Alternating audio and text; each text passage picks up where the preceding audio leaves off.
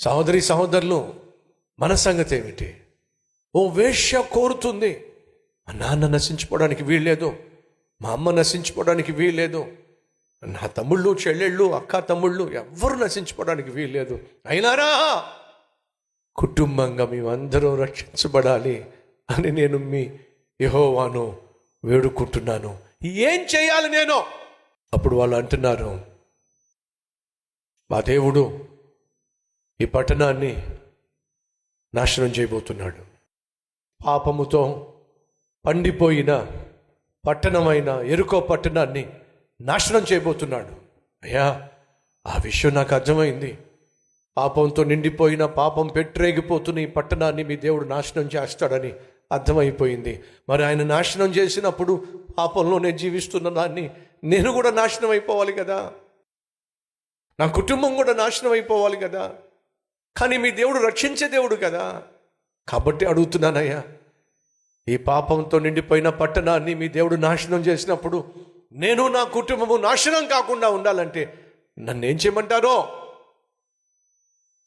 వాళ్ళు చెప్తున్నారు, ఏ కిటికీ నుంచి అయితే మమ్ములను నువ్వు దింపుతున్నావో ఆ కిటికీకే ఎర్రని దారాన్ని నువ్వు కట్టించు. ఎర్రని దారము, లేదా మనకు అర్థమయ్యే భాషలో ఎర్రని ఆడు ఆ కిటికీ నుంచి నువ్వు కట్టి ఉంచు. నాశనము ఈ పట్టణాన్ని తాకినప్పుడు ఏ కిటికీకైతే ఎర్రని దారము లేక తాడు కట్టబడి ఉంటుందో ఆ కుటుంబం జోలికి నా దేవుడు, మా దేవుడు రాకుండా కాపాడుతాడు. స్క్రీన్లో మీకు చూపిస్తారు, చూస్తున్నారా? అదొక ప్రాకారము. ఆ ప్రాకారమునకు ఆ కిటికీ పైనుంచి వాళ్ళని కింద దించింది. ఏ కిటికీలో నుంచి అయితే వారిని కిందకు దించిందో ఆ కిటికీకి చెప్పింది ఎవరు తెలుసా? ఎర్రని దారము కట్టబడాలి. ఎందుకని? అది గుర్తు. రక్షణ కోరుకుంటున్న కుటుంబము అని గుర్తు. రక్షింపబడాలి అని ఆశపడుతున్న కుటుంబానికి గుర్తు. దేవుని ఉగ్రత నుండి తప్పించబడాలి, తప్పించుకోవాలి అని చెప్పి విశ్వాసముతో ఆ తాడు నువ్వు కట్టినట్లయితే నువ్వు రక్షించబడతావు. ఏ దారం కట్టాలట? పచ్చందా, నల్లదా, పసుపుదా? చెప్పండి. ఎర్రని దారం. ఎందుకని ఎర్రదే కావాలి? ఎర్రదే కావాలి. ఎందుకని? ఎరుపు రక్తమునకు సాదృశ్యం. ఏ గుమ్మమునకైతే రక్తము ముద్ర ఉంటుందో ఆ గుమ్మములోనికి మరణదూత ప్రవేశించడు అని దేవుడు ఆనాడు ఇశ్రాయేలీయులకు ఐగుప్తులో సెలవిచ్చాడు. ఏ గుమ్మానికైతే రక్తపు మరక ఉంటుందో ఆ గుమ్మంలో మరణము ప్రవేశించదు. ఐగుప్తులో ప్రతి ఇంటిలో మరణం ప్రవేశించింది. కానీ ఏ గుమ్మానికైతే ఎర్రని రక్తపు మరక ముద్ర ఉందో ఆ గుమ్మంలోకి మాత్రం మరణదూత ప్రవేశించలా. ప్రియ సహోదరి సహోదరులు, ఓ వేశ్య తన కుటుంబము రక్షించబడాలి అని అంటే ఏ గుర్తుండాలి? ఎర్రని గుర్తు ఉండాలి. ఏమిటా ఎరుపు? నా ప్రభువు అయిన యేసుక్రీస్తు యొక్క రక్తము. ఎవరి జీవితం అయితే యేసు రక్తముతో ముద్రించబడుతుందో, ఏ కుటుంబం అయితే యేసు రక్తములో కడగబడుతుందో ఆ కుటుంబము నశించక నిత్య జీవము కలిగి ఉంటుంది. నాశనం రాబోతుంది. ఎరుకో పట్టణంలో ఉన్నటువంటి ప్రజలు చేసిన పాపిష్టి పనులను బట్టి దేవుడు ఆ పట్టణాన్ని శిక్షించబోతున్నాడు. కానీ శిక్షించబోయే ముందు ఓ వేశ్య, యెహోవాను గూర్చి విన్న వేశ్య ఏం కోరుకుందో తెలుసా? రక్షణ కోరుకుంది.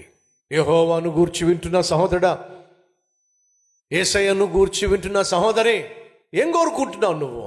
ఆ రోజు ఈ వేశ్య ఒక ఆశ కనపరుస్తుంది. ఏమిటంటే, అయ్యా, మేము చేసిన పాపిష్టి పనులను బట్టి ఈ పట్టణాన్ని దేవుడు ఖచ్చితంగా నాశనం చేసేస్తాడో, కానీ నాశనం కాకుండా నేను, నా తల్లి, నా తండ్రి, నా అక్క చెల్లెళ్ళు, అన్న తమ్ముళ్ళు రక్షించబడాలంటే ఏం చేయాలి చెప్తున్నారు. రక్షించబడాలి అని అంటే నువ్వు చేయాల్సింది ఒకటే,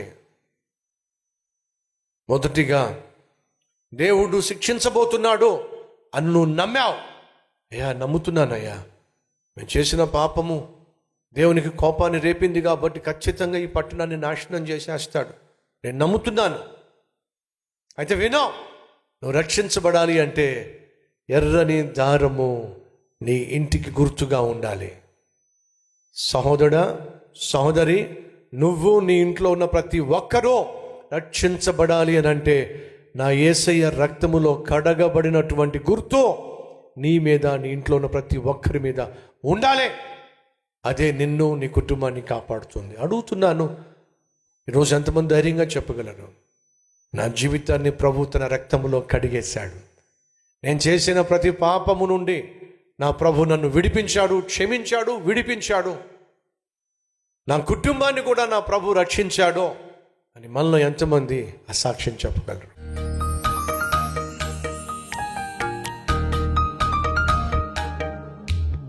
పరిశుద్ధుడా, వేల మంది నాయన తమ హస్తాన్ని చూపిస్తూ, అయ్యా ఆ పాత రోత జీవితాన్ని క్షమించు, మన్నించు, చెరిపివేశాయి, ఇంకెన్నటికీ జ్ఞాపకం చేసుకోవద్దు నాయన.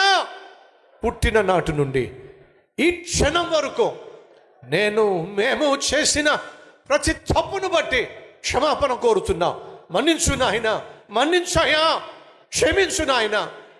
కనీసం ఈ రోజు నుంచి అయినా ఒక నూతన జీవితాన్ని, పాపము పైన జయ జీవితాన్ని, నీకు అంగీకారముగా, నీకు మహిమకరంగా జీవించే జీవితాన్ని నేను జీవించులాగున సహాయం చేయమని యేసు నామం పేరట వేడుకుంటున్నాం తండ్రి, ఆమెన్.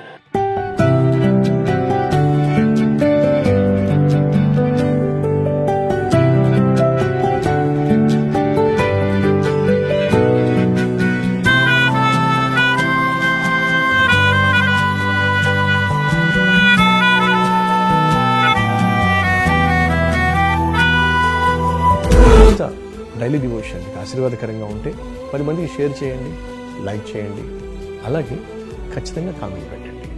మళ్ళీ రేపు ఇదే సమయంలో మరొక అద్భుతమైన డైలీ డివోషన్ మీ ముందుకు రాబోతున్నాను. అంతవరకు సెలవు.